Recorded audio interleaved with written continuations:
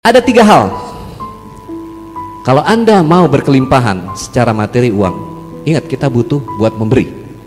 Kenapa? Kita harus mimpi besar supaya bisa dibagi-bagi. Kenapa kalau mimpinya kecil, buat diri sendiri aja kurang. Mau kan menjadi manfaat? 3 hal yang nggak boleh Anda pelit, kita pelit nggak boleh. Ini 3. Semakin kita pelit, semakin melarat, semakin sengsara. Yang pertama, ya, nggak boleh dihemat uang yang buat kesehatan diri, apalagi pelit buat kesehatan diri. Semakin kita pelit sama kesehatan diri, semakin sengsara kehidupan kita dan keluarga. Buat kesehatan diri, termasuk kesehatan badan, tubuh, pikiran, dan hati batin. Ya, belajar, terus belajar. Itu juga bagian dari kesehatan jiwa dan pikiran kita, mental dan spiritual. Jangan pernah pelit buat badan, buat apa istilahnya, makanan apa, buat kesehatan. Jangan pernah pelit. Yang kedua, jangan hemat apalagi pelit uang yang buat orang tua kita. Semakin kita hitungan, semakin kita hemat. Oh, gua aja kurang nih, bagaimana gua kasih nyokap gue, bokap gue. Semakin Anda pelit, semakin Anda hemat, akan semakin susah juga rezeki yang masuk uang. Ada berapa? Ada. Angkat tangan yang masih punya ibu di sini, di pemirsa di rumah. Makmurkan ibumu. Ya, pemirsa juga makmurkan ibumu.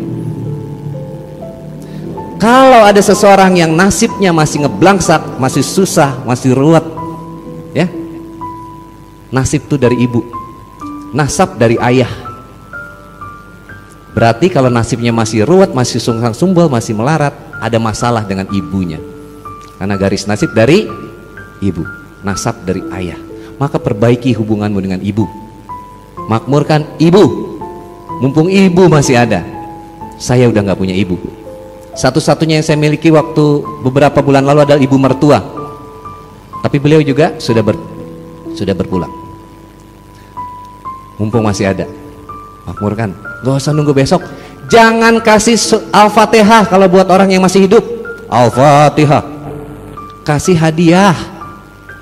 Kalau orang udah meninggal, baru kasih Fatihah. Tapi yang masih hidup mah kasih hadiah. Ya, jangan pernah pelit buat ibu. Dan yang ketiga, jangan kamu hemat apalagi pelit yang buat belajar, mengupgrade diri kita. Bagi punya anak, yang Anda punya anak, sekolahkan, ya. Jangan hitung-hitung biaya. Insya Allah dapat. Bismillah, dapat. Dan buat diri kita yang udah nggak sekolah, tetap harus belajar. Ini yang namanya belajar. Ada seminar, ada workshop, ada juga training. Dan ketika belajar, itu investasi sebenarnya. Kita bukannya bayar, tapi investasi.